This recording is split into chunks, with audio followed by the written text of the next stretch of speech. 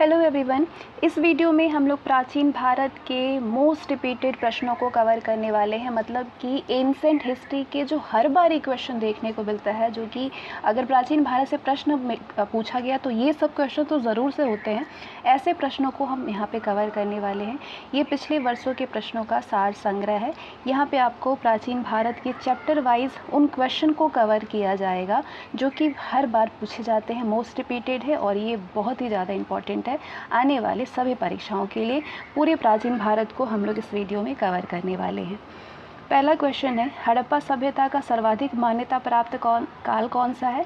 2500 ईसा पूर्व से 1750 ईसा पूर्व हड़प्पा सभ्यता का सर्वाधिक मान्यता प्राप्त काल है। सिंधु घाटी की सभ्यता में घोड़े के अवशेष कहाँ पे मिले हैं? घोड़े के अवशेष मिले हैं सुरकोटदा में। सिंधु घाटी स्थल कालीबंगा किस प्रदेश में है? कालीबंगा राजस्थान में है। किस पदार्थ का उपयोग हड़प्पा काल की मुद्राओं के निर्माण में मुख्य रूप से किया जाता है? सेल खड़ी का उपयोग किया जाता है। हड़प्पा घाटी सभ्यता किस युग की थी? कांस्य युग की थी। सिंधु घाटी सभ्यता के लोगों का मुख्य व्यवसाय क्या था? मुख्य व्यवसाय था व्यापार। और हड़प्पा सभ्यता के जो लोग थे वो कहाँ के निवासी थे? वो शहरी निवासी थे। सिंधु घाटी सभ्यता के घर किससे बनाए जाते थे? घर ईंट से बनाए जाते थे। हड़प्पा वासी किस वस्तु के उत्पादन में सर्वप्रथम थे? कपास के उत्पादन में सर्वप्रथम थे। हड़प्पा सभ्यता का सर्वप्रथम खोजकर्ता कौन था? दयाराम साहनी। सिंधु घाटी सभ्यता का पत्तन नगर यानी बंदरगाह कौन सा था? बंदरगाह लोथल था। पैमानों की खोज ने ये सिद्ध कर दिया है कि सिंधु घाटी के लोग माप और तौल से परिचित थे। तो ये कहाँ पर हुई है? ये हुई है खोज लोथल में। मोहनजोदड़ो को किस एक अन्य नाम से भी जाना जाता है? मृतकों का टीला। ये मतलब तमाम कह सकते हैं कि हमेशा ही पूछे जाते हैं। हड़प्पा सभ्यता का प्रचलित नाम कौन सा है? सिंधु घाटी की सभ्यता प्रचलित नाम है। कपास का उत्पादन सर्वप्रथम सिंधु क्षेत्र में हुआ, जिसे ग्रीक या यूनान के लोगों ने किस नाम से पुकारा है? ग्रीक या यूनान के लोग सिंडन नाम से पुकारा है। सिंधु घाटी सभ्यता जानी जाती है अपने नगर नियोजन के लिए। भारत में खोजा गया सबसे पहला पुराना शहर कौन सा था? हड़प्पा था सबसे पहला पुराना शहर। भारत में चांदी की उपलब्धता के प्राचीनतम साक्ष्य मिलते हैं कहाँ पे? हड़प्पा संस्कृति में मिलते हैं। भारत के मतलब चांदी की उपलब्धता के प्राचीन साक्ष्य कहाँ पे मिलते हैं? हड़प्पा संस्कृति में मिलते हैं। हड़प्पा में एक उन्नत जल प्रबंधन प्रणाली का पता चलता है कहाँ पे? धौलावीरा में। हड़प्पा सभ्यता की खोज किस वर्ष हुई थी? 1981 में हुई थी। हड़प्पा के मिट्टी के बर्तनों का सामान्यतः किस रंग का उपयोग होता था? मिट्टी के बर्तनों में लाल रंग का उपयोग होता था। सिंधु घाटी सभ्यता की विकसित अवस्था में किस स्थल के घरों में कुओं के अवशेष मिले हैं? तो ये अवशेष आपके मोहनजोदड़ो में मिले हैं। सिंधु घाटी सभ्यता की खोज निकालने में जिन दो भारतीयों का नाम जुड़ा है वो है दयाराम साहनी और राखालदास बनर्जी। रंगपुर जहाँ पे हड़प्पा की समकालीन सभ्यता थी वो है सौराष्ट्र में। हड़प्पा एवं मोहनजोदड़ो की पुरातात्विक खुदाई के प्रभारी कौन थे? Sir John Marshall. किस पशु की आकृति जो मुहर पर मिली है जिससे ज्ञात होता है कि सिंधु घाटी एवं मेसोपोटामिया की सभ्यताओं के मध्य व्यापारिक संबंध थे? तो वो पशु कौन सा है? बैल का मिला था। हड़प्पा के लोगों की सामाजिक पद्धति कैसी थी? उचित समतावादी थी। हड़प्पा सभ्यता के अंतर्गत हल से जोते गए खेत का साक्ष्य कहाँ पे मिला है? कालीबंगा में मिला है। सिंधु सभ्यता की ईंटों का अलंकरण किस स्थान से मिला है? कालीबंगा से मिला है। मोहनजोदड़ो कहाँ पे है? सिंध में है। हिंदू सभ्यता में वृहद स्नानागार कहाँ पाया जाता है? मोहनजोदड़ो में पाया जाता है। हड़प्पा कालीन स्थलों में अभी तक किस धातु की प्राप्ति नहीं हुई है? हड़प्पा कालीन स्थलों में लोहा की प्राप्ति नहीं हुई है। किस पशु के अवशेष सिंधु घाटी सभ्यता में प्राप्त नहीं हुए हैं? गाय के अवशेष प्राप्त नहीं हुए हैं सिंधु घाटी सभ्यता में। स्वातंत्र्योत्तर भारत में सबसे अधिक संख्या में हड़प्पा युगीन स्थलों की खोज किस प्रांत में हुई है? गुजरात में हुई है। तो ये पहले चैप्टर से क्वेश्चन थे। अब दूसरे चैप्टर यानी वैदिक सभ्यता से जो हर बार क्वेश्चन बन जाते हैं वो है, पूर्व वैदिक या ऋग वैदिक संस्कृति का काल किसे माना जाता है? 1500 ईसा पूर्व से 1000 ईसा पूर्व माना जाता है। उत्तर वैदिक संस्कृति का काल किसे माना जाता है? 1000 ईसा पूर्व से 600 ईसा पूर्व माना जाता है। आर्य शब्द का शाब्दिक अर्थ क्या होता है? श्रेष्ठ या कुलीन। किस फसल का ज्ञान वैदिक काल के लोगों को नहीं था? तंबाकू का ज्ञान नहीं था वैदिक काल के लोगों को। किसका? तंबाकू का। नेक्स्ट क्वेश्चन है, उत्तर वैदिक काल के वेद विरोधी और ब्राह्मण विरोधी धार्मिक अध्यापकों को किस नाम से जाना जाता था? श्रमण के नाम से जाना जाता था। वैदिक गणित का महत्वपूर्ण अंग है शुल्ब सूत्र। किस वेद में प्राचीन वैदिक युग की संस्कृति के बारे में सूचना दी गई है? ऋग्वेद में दी गई है। वेदों की संख्या कितनी है? वेदों की संख्या 4 है। भारत के राज्य चिन्ह में प्रयुक्त होने वाले शब्द सत्यमेव जयते किस उपनिषद से लिए गए हैं? मुंडक उपनिषद से। ये सारे वनडे के क्वेश्चन में हर बार ही पूछी जाती है। ऋग्वैदिक आर्यों का मुख्य व्यवसाय क्या था? पशुपालन था। भारतीय संगीत का आदि ग्रंथ कहा जाता है सामवेद को। प्रथम विधि निर्माता कौन है? मनु है। कृष्ण भक्ति का प्रथम और प्रधान ग्रंथ है श्रीमद् भगवत गीता। ऋग्वेद में संपत्ति का प्रमुख रूप क्या है? गोधन है। ऋग्वेद के किस मंडल में शूद्र का उल्लेख पहली बार मिलता है? 10वें मंडल में मिलता है शूद्र का उल्लेख। पुराणों की संख्या कितनी है? 18 है। वैदिक धर्म का मुख्य लक्षण किसकी उपासना से था? प्रकृति की उपासना से था। किस देवता के लिए ऋग्वेद में पुरंदर शब्द का प्रयोग हुआ है? इंद्र देवता के लिए पुरंदर शब्द का प्रयोग हुआ है। शुल्ब सूत्र किस विषय से संबंधित पुस्तक है? ज्यामिति से संबंधित पुस्तक है, ध्यान रखिएगा। अस्तो मा सद्गमय कहाँ से लिया गया है? ये ऋग्वेद से लिया गया है। आर्य भारत में भारत से आए और सर्वप्रथम बसे थे पंजाब में। आर्य जो है वो भारत में बाहर से आए और पंजाब में बसे थे। ऋग्वेद का कौन सा मंडल पूर्णतः सोम को समर्पित है? 9वां मंडल सोम को समर्पित है, ध्यान रखिएगा। प्रसिद्ध 10 राजाओं का युद्ध दशराज युद्ध किस नदी के तट पर लड़ा गया है? परुश्री नदी के तट पर। कहाँ पे? परुश्री नदी के तट पर लड़ा गया है युद्ध, दशराज युद्ध। धर्मशास्त्रों में भू राजस्व की दर क्या है? 1/6 है, 1/6। 800 ईसा पूर्व से 600 ईसा पूर्व का काल किस युग से जुड़ा है? ब्राह्मण युग से जुड़ा है। आरंभिक वैदिक साहित्य में सर्वाधिक वर्णित नदी है सिंधु। उपनिषद काल के राजा अश्वपति कहाँ के शासक थे? कैकई के। अध्यात्म ज्ञान के विषय में नचिकेता और यम का संवाद किस उपनिषद में प्राप्त होता है? कठोपनिषद में प्राप्त होता है। वैदिक नदी कुभा या काबुल का स्थान कहाँ निर्धारित होना चाहिए? अफगानिस्तान में निर्धारित होना चाहिए, ध्यान रखिएगा। कपिल मुनि द्वारा प्रतिपादित दार्शनिक प्रणाली है सांख्य दर्शन। भारत के किस स्थल की खुदाई से लौह धातु के प्रचलन के प्राचीनतम प्रमाण मिले हैं? अतरंजी खेड़ा में। कहाँ पे? अतरंजी खेड़ा में। किस काल में अछूत की अवधारणा स्पष्ट रूप से उदित है? धर्मशास्त्र के काल में। गायत्री मंत्र देवी सावित्री को संबोधित है गायत्री मंत्र, ये किस पुस्तक में मिलता है? ऋग्वेद में मिलता है। न्याय दर्शन को प्रचारित किया था गौतम ने।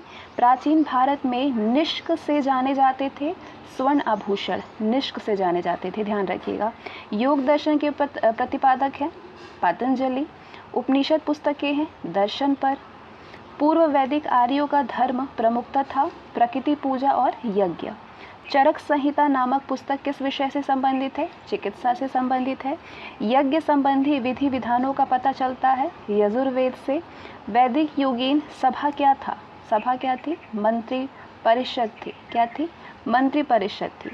वैदिक युग में प्रचलित लोकप्रिय शासन प्रणाली कैसी थी? गणतंत्र थी। सबसे प्राचीन वेद कौन सा है? ऋग्वेद सबसे प्राचीन वेद है। कौन भारतीय दर्शन की आरंभिक विचारधारा है? सांख्य है।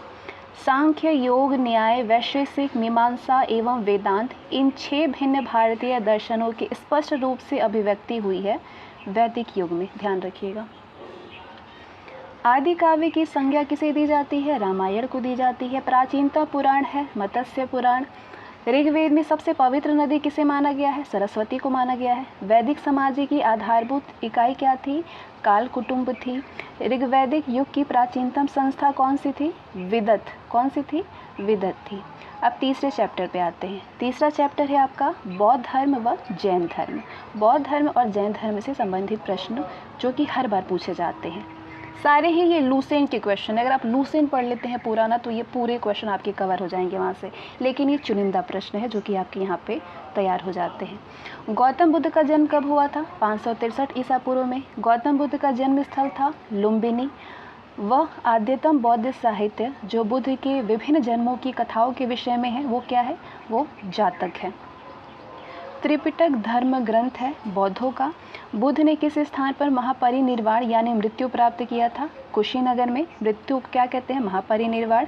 भारत में सबसे प्राचीन विहार है नालंदा विहार। बुद्ध की मृत्यु के बाद प्रथम बौद्ध संगीति की अध्यक्षता किसने की थी? महाकश्यप ने। नागार्जुन कौन थे? ये बौद्ध दार्शनिक थे। किस नगर में प्रथम बौद्ध संगीति या सभा आयोजित की गई थी? राजगृह में। अष्टांगिक मार्ग की संकल्पना अंग है धर्मचक्र प्रवर्तन। धर्मचक्र प्रवर्तन सूत्र के विषय वस्तु का। मिलिंद पन्हो राजा मिलिंद और किस बौद्ध भिक्षु के मध्य संवाद के रूप में है? नागसेन के। महायान बौद्ध धर्म में बोधिसत्व अवलोकितेश्वर को और किस अन्य नाम से जानते हैं? पद्मपाणि के नाम से जानते हैं। बौद्ध धर्म तथा जैन धर्म दोनों ही विश्वास करते हैं कि कर्म तथा पुनर्जन्म के सिद्धांत सही है। कनिष्क के शासनकाल में चतुर्थ बौद्ध संगीति अथवा सभा किस नगर में आयोजित की गई थी? कुंडलवन में। तृतीय बौद्ध संगीति कहाँ पे आयोजित हुई? पाटलिपुत्र में। गौतम बुद्ध के गुरु कौन थे? आलार कलाम। बुद्ध में वैराग्य भावना किन 4 दृश्यों के कारण बलवती हुई? बूढ़ा, रोगी, लाश और सन्यासी। बुद्ध ने सर्वाधिक उपदेश कहाँ पे दिए हैं? श्रावस्ती में। बौद्ध शिक्षा का केंद्र था विक्रमशिला। भारत में सबसे बड़ा बौद्ध स्तूप कहाँ पे स्थित है? सांची में। किस शासक ने बौद्धों के लिए विख्यात विक्रमशिला विश्वविद्यालय की स्थापना की थी? धर्मपाल ने किया था। किसके द्वारा तृतीय बौद्ध संगीति को संरक्षण प्रदान किया गया था? अशोक के द्वारा। बौद्ध ग्रंथ पिटकों की रचना किस भाषा में की गई थी? पाली भाषा में की गई थी। कश्मीर में कनिष्क के शासनकाल में जो बौद्ध संगीति आयोजित हुई थी उसकी अध्यक्षता किसने किया था? वसुमित्र ने किया था, ध्यान रखिएगा। मठ मंदिर और स्तूप किस धर्म से संबंधित है? बौद्ध धर्म से। बौद्ध धर्म एवं जैन धर्म दोनों के उपदेश किसके शासनकाल में दिए गए थे? बिंबिसार के। गौतम बुद्ध ने अपना प्रथम उपदेश कहाँ पे दिया था? सारनाथ में दिया था। बौद्ध धर्म ग्रहण करने वाली पहली महिला कौन थी? महाप्रजापति गौतमी थी। बोध गया स्थित है कहाँ पे? बिहार में। जातक किसका ग्रंथ है? बौद्ध का है। सिद्धार्थ को ज्ञान प्राप्ति कहाँ पे हुई थी? बोध गया में। सारनाथ में बुद्ध का प्रथम प्रवचन कहाँ पे क्या कहलाता है? प्रथम प्रवचन कहलाता है बुद्ध का धर्मचक्र प्रवर्तन, जो कि सारनाथ में दिया था। बौद्ध धर्म ने समाज के किन वर्गों पर महत्वपूर्ण प्रभाव डाला था? महिला और शूद्र पर। बुद्ध के गृह त्याग का प्रतीक है घोड़ा। गौतम बुद्ध द्वारा भिक्षुणी संघ की स्थापना कहाँ पे की गई थी? कपिलवस्तु में की गई थी। किस शासक के शासनकाल में नेपाल में बौद्ध धर्म का गमन हुआ था? अशोक के शासनकाल में। सांची क्यों विख्यात है? सबसे बड़ा बौद्ध स्तूप के लिए विख्यात है सांची। किस भाषा का ज़्यादा प्रयोग बौद्धवाद के प्रचार के लिए किया गया था? पाली भाषा का प्रयोग किया गया था। किसे एशिया की रोशनी यानी द लाइट ऑफ एशिया कहा जाता है? गौतम बुद्ध को कहा जाता है, ध्यान रखिएगा। महावीर स्वामी का जन्म कहाँ पे हुआ था? कुंडग्राम में हुआ था। महावीर का जन्म किस क्षत्रिय गोत्र में हुआ था? जांत्रिक में हुआ था। महावीर की माता त्रिशला थी। महावीर का मूल नाम वर्धमान था। महावीर की मृत्यु हुई थी पावापुरी में। जैनियों के पहले तीर्थकर कौन थे? जैनियों के पहले तीर्थकर ऋषभदेव थे। जैन परंपरा के अनुसार जैन धर्म में कुल कितने तीर्थकर हुए? कुल 24 तीर्थकर थे। जैन परंपरा के अनुसार महावीर 24वें तीर्थकर थे। जैन दर्शन के अनुसार सृष्टि की रचना एवं पालन पोषण सार्वभौमिक सत्य से हुआ है। जैन समुदाय में प्रथम विभाजन के श्वेतांबर संप्रदाय के संस्थापक स्थूलभद्र थे। जैन तीर्थकर पार्श्वनाथ द्वारा प्रतिपादित 4 महाव्रतों में महावीर स्वामी ने 5वें महाव्रत के रूप में ब्रह्मचर्य को जोड़ा था, ध्यान रखिएगा, 5वें महाव्रत के रूप में। भगवान महावीर का प्रथम शिष्य जमाली था। त्रिरत्न सिद्धांत सम्यक धारण, सम्यक चरित्र, सम्यक ज्ञान जिस धर्म की महिमा है वो धर्म है जैन धर्म। दिलवाड़ा के जैन मंदिरों का निर्माण किसने करवाया था? चालुक्यों ने करवाया था। या फिर आपको ऑप्शन में सोलंकियाँ दिखे तो उसे भी आप टिक मार सकते हैं, लेकिन ज़्यादातर चालुक्यों मिलता है ऑप्शन में। अगले चैप्टर पे आते हैं महाजनपद काल। महाजनपद काल से जितने भी प्रश्न हर बारी पूछे जाते हैं और जो अच्छे खासे क्वेश्चन, और सारे क्वेश्चन अगर आप लूसेंट पढ़ लेते हैं तो ये सारे क्वेश्चन कवर हो जाएंगे आपके, लेकिन यहाँ पे बिल्कुल चुनिंदा प्रश्नों को लिया गया है जिससे कि बहुत जल्दी आपका रिवीजन हो सके। पाली ग्रंथों में गांव के मुखिया को क्या कहा गया है? भोजक कहा गया है या ग्राम भोजक कहा गया है। उज्जैन का प्राचीन नाम था अवंतिका। नंद वंश का संस्थापक महापद्मनंद था। प्राचीन भारत में पहली विदेशी आक्रमण किनके द्वारा किया गया था? ईरानियों के द्वारा किया गया था। सिकंदर ने भारत पर कब आक्रमण किया था? 326 ईसा पूर्व में सिकंदर ने भारत पर आक्रमण किया था। हर्यक वंश के किस शासक को कुड़िक कहा जाता था? अजातशत्रु को कुड़िक कहा जाता था। किस शासक ने गंगा एवं सोन नदियों के संगम पर पाटलिपुत्र नगर की स्थापना की थी? उदयन ने किया था। 323 ईसा पूर्व में सिकंदर महान की मृत्यु हुई थी बेबीलोन में। सिकंदर महान यानी अलेक्जेंडर द ग्रेट एवं पोरस पुरु की सेनाओं ने किस नदी के आमने सामने वाले तटों पर पड़ाव डाला हुआ था? झेलम नदी के। किस प्रकार का मृदभांड यानी पॉटरी भारत में द्वितीय नगरीकरण अथवा शहरीकरण के प्रारंभ का प्रतीक माना गया? उत्तरी काले पालिशकृत बर्तन, ये मृदभांड थी, पॉटरी थी, जो कि द्वितीय नगरीकरण के प्रारंभ प्रतीक माना जाता है। NBPW। मगध की प्रथम राजधानी कौन सी थी? गिरिव्रज राजगृह थी। किस शासक द्वारा सर्वप्रथम पाटलिपुत्र का राजधानी के रूप में चयन किया गया था? उदयन के द्वारा किया गया था। 16 महाजनपदों की सूची उपलब्ध है अंगुत्तर निकाय में। मगध का कौन सा राजा सिकंदर महान का समकालीन था? घनानंद था। प्रथम मगध साम्राज्य के उत्कर्ष किस सदी में हुआ था? 6ठी सदी ईसा पूर्व में हुआ था। सिकंदर के आक्रमण के समय उत्तर भारत में किस राजवंश का शासन था? नंद वंश का था। ईसा पूर्व 6ठी सदी में प्रारंभ में भारत का सर्वाधिक शक्तिशाली नगर राज्य था मगध। नंद वंश का अंतिम सम्राट कौन था? घनानंद था। आते हैं नेक्स्ट क्वेश्चन पे। नेक्स्ट चैप्टर है मौर्य काल। 322 ईसा पूर्व से 150 ईसा पूर्व। मौर्य काल से जितने भी प्रश्न पूछे गए थे उन प्रश्नों को हम कवर करेंगे। मौर्य साम्राज्य की स्थापना किसने की थी? चंद्रगुप्त मौर्य ने। मौर्य साम्राज्य में प्रचलित मुद्रा का नाम क्या था? पर्ण था। अशोक का उत्तराधिकारी कुणाल था। मुद्रा रक्षक का लेखक विशाखदत्त थे। वो व्यक्ति कौन था जिसका नाम देवान पियादशी भी था? मौर्य सम्राट अशोक। कौटिल्य, जिनका चाणक्य भी कहा जाता था, तो ये किसके प्रधानमंत्री थे? ये चंद्रगुप्त मौर्य के प्रधानमंत्री थे। कलिंग विजय के उपरांत अशोक महान ने किस धर्म को अंगीकार कर लिया था? बौद्ध धर्म को अंगीकार किया था। चंद्रगुप्त के शासन विस्तार में चाणक्य मुख्य रूप से मदद किए थे। सांची बौद्ध कला व मूर्तिकला का निरूपण करता है। सम्राट अशोक की वो पत्नी कौन थी जिसने उसको प्रभावित किया था? कौरवकी थी। अशोक ने अपने सभी अभिलेखों में एक रूपता से किस प्राकृत का प्रयोग किया था? मागधी का। बिंदुसार ने विद्रोहियों को कुचलने के लिए अशोक को कहाँ पर भेजा था? तक्षशिला में। मेगास्थनीज ने इस भारतीय समाज को कितने श्रेणियों में विभाजित किया? 7 श्रेणियों में। कौटिल्य के अर्थशास्त्र में किस पहलू पर प्रकाश डाला गया है? राजनीतिक नीतियों पर प्रकाश डाला गया है। पाटलिपुत्र को किस शासक ने सर्वप्रथम अपनी राजधानी बनाया था? चंद्रगुप्त मौर्य ने। पाटलिपुत्र में स्थित चंद्रगुप्त का पहला मुख्यतः बना था लकड़ी का महल। पहला महल लकड़ी का बना हुआ था। बराबर, जो कि गया जिला में है, बराबर की गुफाओं का उपयोग किसने आश्रय गृह के रूप में किया? आजीविकों ने किया था। केवल वो स्तंभ जिसमें अशोक ने स्वयं को मगध का सम्राट बताया था वो स्तंभ है भाब्रो स्तंभ। अर्थशास्त्र का लेखक समकालीन था चंद्रगुप्त के। नंद वंश के पश्चात मगध पर किस राजवंश ने शासन किया था? मौर्य ने। मौर्य काल में शिक्षा का सर्वाधिक प्रसिद्ध केंद्र था तक्षशिला। मेगास्थनीज की पुस्तक का नाम क्या है? इंडिका। जिसके ग्रंथ में चंद्रगुप्त मौर्य का विशिष्ट रूप से वर्णन हुआ वो है विशाखदत्त। वो स्रोत जिसमें कि पाटलिपुत्र के प्रशासन का वर्णन उपलब्ध है वो है इंडिका। अशोक के शिलालेखों में प्रयुक्त भाषा किस भाषा का प्रयोग हुआ है? प्राकृत भाषा का। प्रथम भारतीय साम्राज्य किसके द्वारा स्थापित किया गया? चंद्रगुप्त मौर्य के द्वारा। उत्तराखंड में अशोक का एक शिलालेख स्थित है कालसी में। सांची का स्तूप किसने बनवाया? अशोक ने बनवाया। अशोक के शिलालेखों को पढ़ने वाला प्रथम अंग्रेज कौन था? जेम्स प्रिंसेप था। प्राचीन भारत का वो प्रसिद्ध शासक जिसने अपने जीवन के अंतिम दिनों में जैन धर्म को अपनाया था वो है चंद्रगुप्त मौर्य। कलिंग युद्ध की विजय और क्षत्रियों का वर्णन अशोक के किस शिलालेख में है? अशोक के 8वें शिलालेख में है, सॉरी 13वें शिलालेख में है।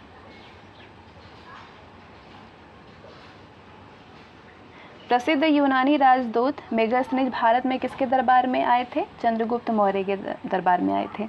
चंद्रगुप्त मौर्य ने सेल्यूकस को कब पराजित किया था? 305 ईसा पूर्व में। भारतीय लिखने की कला नहीं जानते, ये किसकी उक्ति है? मेगास्थनीज की। मौर्य काल में गुप्तचरों को क्या कहा जाता था? गूढ़ पुरुष कहा जाता था। अशोक का समकालीन तुर्मे कहाँ के राजा थे? ये मिस्र के राजा थे।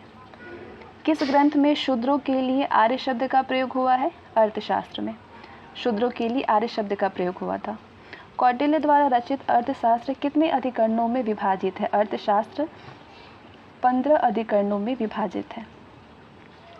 अब आते हैं नेक्स्ट चैप्टर पे।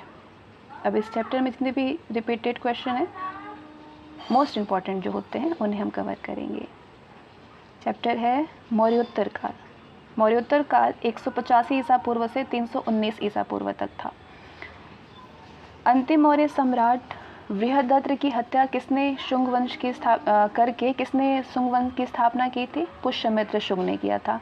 अंतिम मौर्य सम्राट बृहदत्त की हत्या करके पुष्यमित्र शुंग ने शुंग वंश की स्थापना की थी। कन्नव अथवा कान्नव वंश का संस्थापक वासुदेव था।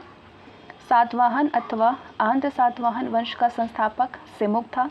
प्राचीन भारत का महान वैयाकरण पतंजलि किसका समकालीन था? पुष्यमित्र शुंग के। महान वैयाकरण पतंजलि पुष्यमित्र शुंग के समकालीन था। सर्वप्रथम भारत में विशुद्ध संस्कृत भाषा में लंबा अभिलेख किस राजा द्वारा जारी किया गया? शक राजा रुद्रदमन के द्वारा लंबा अभिलेख जारी किया गया था। सातवाहनों ने आरंभिक दिनों में अपना शासन कहाँ पे शुरू किया था? महाराष्ट्र में।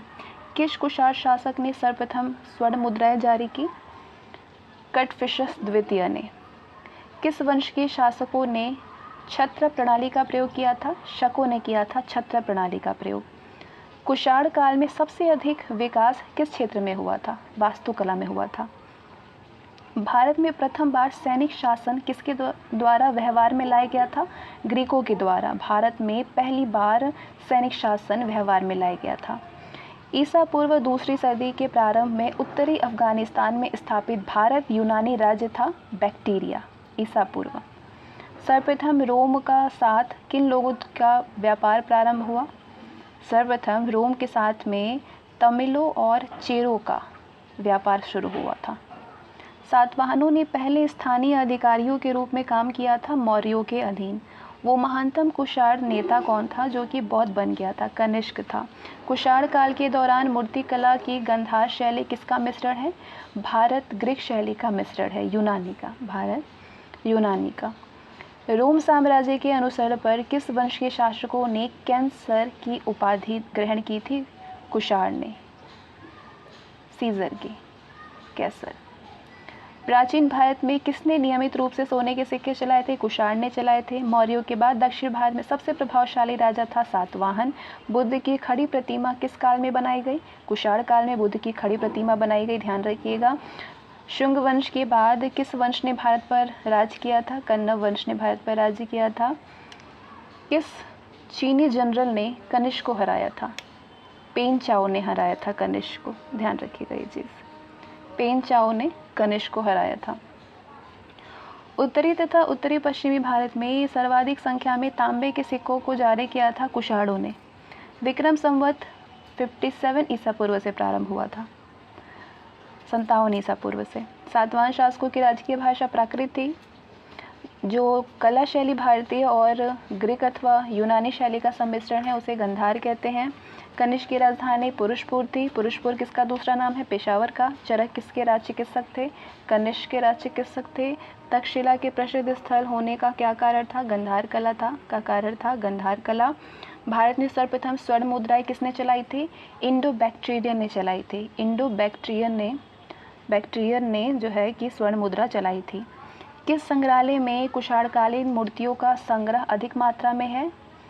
मथुरा संग्रहालय में कुषाणकालीन मूर्तियों का संग्रह अधिक है। किस वंश के शासकों ने ब्राह्मणों एवं बौद्ध भिक्षुओं को कर मुक्त भूमि या गांव यानी भूमि दान देने की प्रथा प्रारंभ की थी? सातवाहन ने शुरू किया था। भारतीय रंगमंच में यवनिका यानी पर्दा का शुभारंभ किसने किया था? यूनानियों ने किया था, ध्यान रखिएगा। भारतीयों का महान रेशम मार्ग यानी सिल्क रूट किसने आरंभ किया था? सिल्क रूट आरंभ किया था कनिष्क ने। शक संवत का प्रारंभ किस सम्राट के शासनकाल में 78 ईसा पूर्व से हुआ था? कनिष्क के। तक्षशिला विश्वविद्यालय स्थित था भारत में। प्राचीन काल में कलिंग का महान शासक कौन था? खारवेल था। नेक्स्ट चैप्टर संगम काल। संगम काल से सारे क्वेश्चन को कवर करेंगे हम लोग। संगम युग में उरैयूर किस लिए विख्यात है? उरैयूर कपास के व्यापार का महत्वपूर्ण केंद्र है। तोलकपियम ग्रंथ संबंधित है। तोलकपियम ग्रंथ व्याकरण और काव्य से संबंधित है। धार्मिक कविताओं का संकलन कुरल किस भाषा में है? कुरल तमिल भाषा में है। किस संगम युगीन राज्य के संरक्षण में 3 संगमों का आयोजन किया गया? पांड्य में। लाल चेर के नाम से प्रसिद्ध वो चेर शासक कौन था जिसने कि कड़गी यानी पत्तिनी के मंदिर का निर्माण कराया था? शेनगुट्टवन ने कराया था पत्तिनी के मंदिर का निर्माण। तमिल भाषा के शिल्पाधिकारम और मणिमेखलई नामक गौरव ग्रंथ किससे संबंधित है? गौरव ग्रंथ, ठीक है। तमिल भाषा के शिल्पाधिकारम और मणिमेखलई नामक गौरव ग्रंथ हिंदू धर्म से संबंधित है। कौन संगम युगीन व्याकरण रचना सर्वाधिक महत्वपूर्ण रचना मानी गई है? तोल्कापियम मानी गई है। मुजरिस किस राज्य का प्रमुख बंदरगाह था? चेर का। प्राचीनतम तमिल देवता मुरुगन किस वैदिक देवता का सदृश है? स्कंद अथवा कार्तिकेय देवता का। समकालीन साहित्य में कौन, को एवं मनन किसके लिए प्रयुक्त होते थे? राजा के लिए प्रयुक्त होता था। तमिल काव्य का इलियड कहा जाता है शिल्पाधिकारम को। शिल्पाधिकारम को तमिल काव्य का इलियड कहा जाता है। चेर वंश का शासन किस क्षेत्र पर था? केरल पर था। चेर वंश का प्रसिद्ध शासक कौन था? प्रसिद्ध शासक था सेनगुट्टवन। चोल वंश का प्रसिद्ध शासक करिकाल था। चोल काल में सूती वस्त्र उद्योग का प्रमुख केंद्र उरैयूर था। अब आते हैं नेक्स्ट चैप्टर पे। चैप्टर 8 गुप्त काल। गुप्त काल 319 ईसा पूर्व से 540 ईसा पूर्व तक था। गुप्त वंश का संस्थापक श्री गुप्त थे। गुप्त किसके सामंत थे? कुषाणों के। गुप्त शासन के दौरान ऐसा व्यक्ति कौन था जो कि एक महान खगोल विज्ञानी और गणितज्ञ था? आर्यभट्ट थे। महान खगोल विज्ञानी और गणितज्ञ थे। गुप्त शासकों की सरकारी अथवा दरबारी भाषा संस्कृत थी। इतिहासकार वी स्मिथ ने किसकी विजयों से प्रभावित होकर के उसे भारत का नेपोलियन कह करके पुकारा? समुद्रगुप्त से प्रभावित होकर के स्मिथ ने समुद्रगुप्त को भारत का नेपोलियन कह के पुकारा था। गुप्त वंश का वो राजा कौन था जिसने कि हूणों को भारत पर आक्रमण करने से रोका था? स्कंदगुप्त ने। गुप्त राजवंश किस लिए प्रसिद्ध था? कला एवं स्थापत्य के लिए। अजंता कलाकृतियाँ किससे संबंधित है? गुप्त काल से। कवि कालिदास किसके राजकवि थे? चंद्रगुप्त द्वितीय के, जो कि विक्रमादित्य के भी नाम से जाने जाते हैं। अजंता चित्रकारी की विषय वस्तु किससे संबंधित है? बौद्ध धर्म से। उत्तर गुप्त युग में जो विश्वविद्यालय प्रसिद्ध हुआ था वो है नालंदा विश्वविद्यालय। एरड़ अभिलेख का संबंध भानुगुप्त शासक से है। फरहान किसके शासनकाल में भारत आया था? चंद्रगुप्त द्वितीय के शासनकाल में। भारतीय संस्कृति का स्वर्ण युग यानी गोल्डन एज गुप्त काल को कहा जाता है। फरहान चीनी निवासी था, चीनी यात्री था। सेतुबंध का रचनाकार प्रवरसेन द्वितीय किस वंश का शासक था? वाकाटक का। किस गुप्तकालीन शासक को कविराज कहा गया है? समुद्रगुप्त को। स्कंदगुप्त को किस स्तंभ लेख में शक्रोपम कहा गया है? कहोम स्तंभ लेख को। नगरों का क्रमिक पतन किस काल की एक महत्वपूर्ण विशेषता थी? गुप्त काल की। किस वंश के शासकों ने मंदिरों एवं ब्राह्मणों को सबसे अधिक ग्राम अनुदान में दिया है? गुप्त वंश के शासकों ने।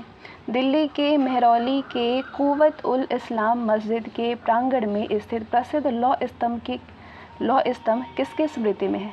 चंद्रगुप्त की। कालिदास द्वारा रचित मालविका अग्निमित्र नाटक का नायक था अग्निमित्र। समुद्रगुप्त की सैनिक उपलब्धियों का वर्णन उसके किस अभिलेख में उपलब्ध है? प्रयाग के। किस काल में स्त्रियों की पुरुषों की बराबरी थी? गुप्त काल में। कौन सा राजवंश हूणों के आक्रमण से अत्यंत विचलित हुआ? गुप्त वंश। अजंता गुफाओं की सारीखियत जैसी गुफाएं, उनकी जैसी गुफाएं मध्य प्रदेश में कहाँ पे है? बाग, धार में। गुप्त वंश ने किस अवधि में शासन किया था? 319 से 500 ईस्वी में शासन किया। बाल विवाह की प्रथा गुप्त काल में आरंभ हुई। यूरोपीय भाषा में अनुदित अथवा अनुवादित प्रथम भारतीय ग्रंथ था कुमार संभवम। सती प्रथा का पहला उल्लेख कहाँ से मिलता है? एरड़ अभिलेख से मिलता है। मेहर कुल का संबंध था हूणों से। गुप्त राजा जिसने कि विक्रमादित्य की पदवी ग्रहण की थी वो है चंद्रगुप्त द्वितीय। गुप्त काल में उत्तर भारतीय व्यापार किस पत्तन से संचालित होता है? ताम्रलिप्ति से। गुप्त शासकों द्वारा जारी किए गए चांदी के सिक्के रूपक कहलाते हैं। किस गुप्त शासक को नालंदा विश्वविद्यालय का संस्थापक माना जाता है? कुमारगुप्त प्रथम को नालंदा विश्वविद्यालय का संस्थापक माना जाता है। पुंड्रवर्धन भुक्ति अवस्थित थी, ये प्रांत कहाँ पे अवस्थित थी? उत्तर बंगाल में।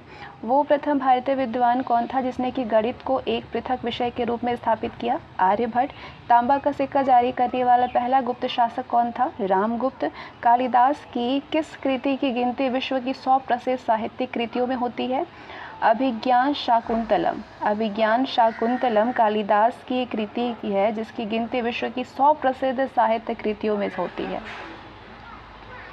वर्तमान गणित में दशमलव प्रणाली आविष्कार का श्रेय गुप्त युग को जाना जाता है, गुप्त युग को माना जाता है। गुप्त काल में सर्वाधिक लोकप्रिय देवता कौन थे? विष्णु थे। गुप्त काल में सबसे ज़्यादा लोकप्रिय देवता विष्णु थे जिनकी पूजा की जाती थी। मेहरौली जो कि दिल्ली में स्थित है, इसमें मेहरौली स्थित लौह स्तंभ का निर्माण किस सदी में हुआ था? चतुर्थ सदी में हुआ था। कुमार संभव महाकाव्य किस कवि ने लिखा है? कुमार संभव कालिदास ने लिखा है। नालंदा विश्वविद्यालय की स्थापना गुप्त युग में हुआ था। गुप्त युग में जो भू राजस्व की दर थी वो उपज का 6ठा भाग होता था। अब आते हैं हम लोग नेक्स्ट चैप्टर में। नेक्स्ट चैप्टर है गुप्तोत्तर काल पुष्यभूति वंश का वर्धन वंश। क्वेश्चन है पुष्यभूमि वंश की स्थापना किसने की थी? पुष्यभूति वर्धन ने किया था। पुष्यभूति वंश के सबसे प्रतापी राजा कौन था? हर्षवर्धन था। हर्षवर्धन के समय में कौन सा चीनी यात्री तीर्थयात्री भारत आया था? हिनसोंग आया था। चालुक्य राजा पुलकेशिन द्वितीय को किसने पराजित किया था? नरसिंह वर्मन प्रथम ने किया था। किस व्यक्ति को द्वितीय अशोक कहा जाता है? हर्षवर्धन को। बाणभट्ट किस सम्राट के राजदरबारी कवि थे? हर्षवर्धन के। हिनसोंग भारत में लगभग कितने साल रहा था? लगभग 14 साल रहा था। कुंभ मेला को प्रारंभ करने का श्रेय किसे दिया जाता है? हर्षवर्धन को किया जाता है। नर्मदा नदी पर सम्राट हर्ष के दक्षिणावर्ती आगमन को रोका पुलकेशिन द्वितीय ने। हर्ष के शासनकाल में उत्तर भारत का सबसे महत्वपूर्ण शहर कौन था? कन्नौज था। हर्ष की आत्मकथा किसने लिखी थी? बाणभट्ट ने। हर्षवर्धन अपनी धार्मिक सभा कहाँ पे किया था? प्रयाग में। वर्धन वंश की राजधानी थानेश्वर किस प्रदेश में स्थित है? थानेश्वर स्थित है हरियाणा में, ध्यान रखिएगा। हर्षवर्धन ने 606 ईस्वी में हर्ष संवत की स्थापना किस उपलक्ष्य में की थी? हर्ष संवत की स्थापना की थी 606 में हर्षवर्धन ने अपने राज्यारोहण के उपलक्ष्य में। हिनसोंग की भारत में यात्रा के समय सूती कपड़ों के उत्पादन के लिए सबसे प्रसिद्ध नगर था मथुरा, सूती कपड़ों के उत्पादन के लिए। कवि बाणभट्ट कहाँ के निवासी थे? कवि बाणभट्ट थानेश्वर के निवासी थे। नागानंद के रचनाकार कौन थे? हर्षवर्धन थे। सम्राट हर्षवर्धन ने 2 महान धार्मिक सम्मेलनों का आयोजन किया था कन्नौज व प्रयाग में। नागानंद रत्नावली एवं प्रियदर्शिका नाटकों के नाटककार हर्षवर्धन थे। गुर्जरों को पराजित किया हर्षवर्धन ने। आज भी भारत में हिनसोंग को याद करने का मुख्य कारण है CU की रचना। हिनसोंग ने किसके शीलादित्य कहा? किसे? हर्षवर्धन को हिनसोंग ने शीलादित्य कहा। गुप्त वंश के ह्रास के पश्चात उत्तर भारत में बड़े भाग का पुनर्गठन किसने किया? हर्षवर्धन ने किया। बंगाल का कौन सा शासक हर्ष का समकालीन था? शशांक था। वो अंतिम बौद्ध राजा कौन था जो कि संस्कृत का महान विद्वान और लेखक था? हर्षवर्धन। हर्षचरित किसके द्वारा लिखी गई? बाणभट्ट के द्वारा। हर्षवर्धन के द्वारा हर्षचरित नहीं लिखी गई है, बाणभट्ट के द्वारा लिखी गई है। तो ये कंफ्यूज करता है हमेशा। प्राचीन भारत के पूरे चैप्टर को हमने कवर किया है, जो कि मोस्ट सेलेक्टेड, जो कि हर ही बारी क्वेश्चन पूछे जाते हैं, उन क्वेश्चन को हम लोग कवर कर चुके हैं। अब हम विविध देखेंगे, मिसलेनियस। किस विदेशी यात्री ने भारत का दौरा सबसे पहले किया था? मेगास्थनीज ने किया था। शून्य की खोज किसने की थी? आर्यभट्ट ने की थी। महापाषाण संस्कृति जो कि 1500 ईसा पूर्व से 1000 ईसा पूर्व थी, ये हमें दक्षिण भारत के उस ऐतिहासिक युग से परिचित कराती है जो कि महापाषाण काल में उपयोग में लाए जाते थे। तो ये बड़े पत्थरों से घेरी गई यहाँ पे समाधियाँ थी, कब्र है। किस पुस्तक का 15 भारतीय और 40 विदेशी भाषाओं में अनुवाद किया जा चुका है? पंचतंत्र का किया जा चुका है। 15 भारतीय और 40 विदेशी भाषाओं में ट्रांसलेशन। न्यूमिस्मैटिक्स क्या है? न्यूमिस्मैटिक्स सिक्कों व धातुओं का अध्ययन करने को न्यूमिस्मैटिक कहते हैं। हितोपदेश के लेखक हैं। हितोपदेश के लेखक नारायण पंडित है। नाट्यशास्त्र की रचना भरत मुनि ने की। विक्रम संवत प्रारंभ हुआ 57 ईसा पूर्व में। इतिहास के पिता यानी द फादर ऑफ हिस्ट्री की पदवी सही अर्थों में हेरोडोटस से संबंधित है। प्राचीन नगर तक्षशिला किसके बीच स्थित है? सिंधु व झेलम नदी के बीच में। वो अंग्रेज कौन था जिसने कि सर्वप्रथम भगवद गीता का अंग्रेजी में अनुवाद किया था? चार्ल्स विल्किंस ने भगवद गीता का इंग्लिश में ट्रांसलेट किया था। पूरा पाषाण काल में आदि मानव के मनोरंजन के साधन थे शिकार से वो मनोरंजन करते थे खुद का। किसको चारकोलिथिक एज कहा जाता है? ताम्र पाषाण युग को चारकोलिथिक एज कहते हैं। स्वप्न वासवदत्ता के लेखक हैं भास। नालंदा विश्वविद्यालय तर्कशास्त्र के लिए प्रसिद्ध है। किस लिए विश्व प्रसिद्ध है? तर्कशास्त्र के लिए। वो उस स्रोत का नाम बतलाइए जो कि प्राचीन भारत के व्यापारिक मार्गों पर मौन है।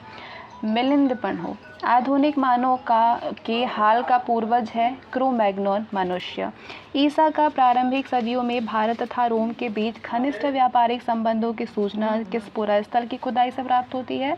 अरिकमेडु से। आधुनिक देवनागरी लिपि का प्राचीनतम रूप है ब्राह्मी। मानव द्वारा सर्वप्रथम प्रयुक्त अनाज कौन सा था? चावल था, जो कि सर्वप्रथम मानव द्वारा प्रयुक्त की गई चावल। काव्य शैली का प्राचीनतम नमूना किसके अभिलेख में मिलता है? रुद्रदमन के अभिलेख में मिलता है। तो ये कंप्लीट आपका होता है प्राचीन भारत। जितने भी प्राचीन भारत में हर बार क्वेश्चन पूछे जाते हैं उन सारे क्वेश्चन को हम लोग इस एक वीडियो में कवर किए हैं, जो कि आपकी वन डे के तो सारे एग्जाम में यहाँ से क्वेश्चन आपके बन सकते हैं। बाकी और भी इसको अगर आप थोड़े से बड़े लेवल पे ले जाते हैं, सेंट्रल लेवल पे, तो यहाँ अगर आप परीक्षा वारी उसके लिए पढ़ लेते हैं तो पूरा एंशिएंट हिस्ट्री आपका परीक्षा वारी से कवर हो जाएगा। लेकिन ये आपके फटाफट रिवीजन के लिए ये बहुत ज़्यादा, क्योंकि परीक्षा वारी आप पढ़ेंगे तो आपको 1 से 1.5 घंटे तो लग ही जाएंगे।